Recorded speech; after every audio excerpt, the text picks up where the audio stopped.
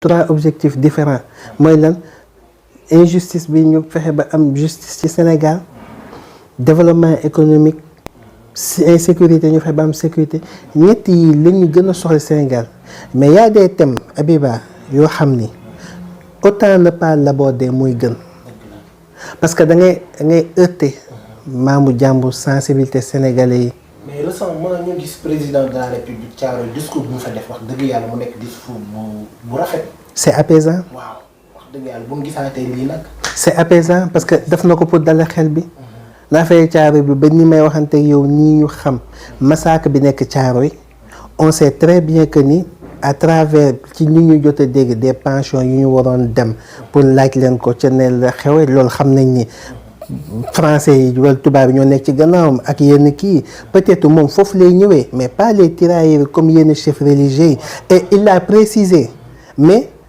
la doon gën mooy yii ñu bañ di ko élaborer parce que y a des choses yoo xam ni ci jamono ci Sénégal laaju ko parce que da ngay laal maamu jàmbur da ngay laaj lépp te y a des influences négatives yoo xam ni ñi ngi ñuy envahir di ñu détruire ci suñu ay pas-pas.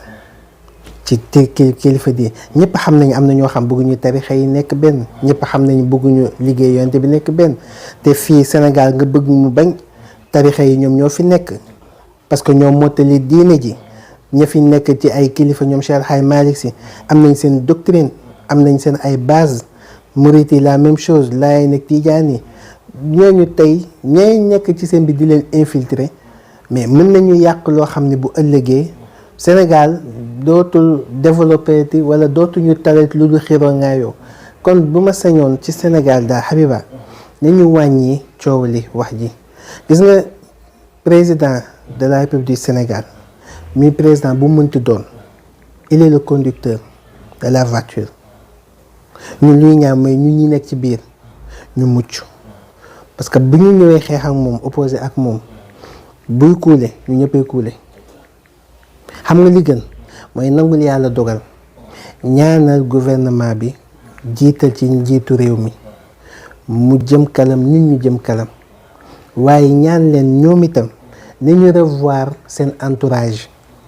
parce que yenn fay wax daal moo gën parce que yi c'est des détails te yi li Babacar Diagne sànq di ma wax ne ma ce sont des scientifiques ak experts ñoom ñooy def débat yi yow nga jël pour nga dugg ci ay débat yoo xam ne du inquiéter la sensibilité des personnes jaru ko man gis-gis boobu laa ci gis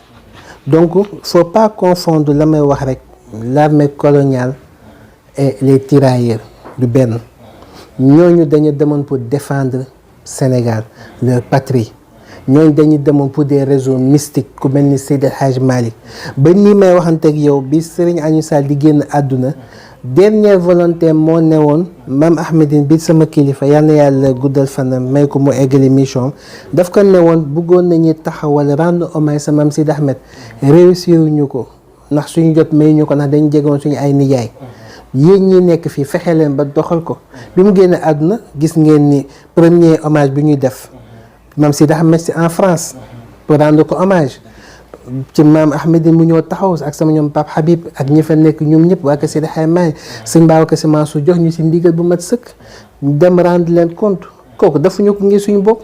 mais ñu boole ko tamit Serigne Fallou. Mame Fallou Fall parce que ñoom ñaar ñoom ñoo nekk France doxal ko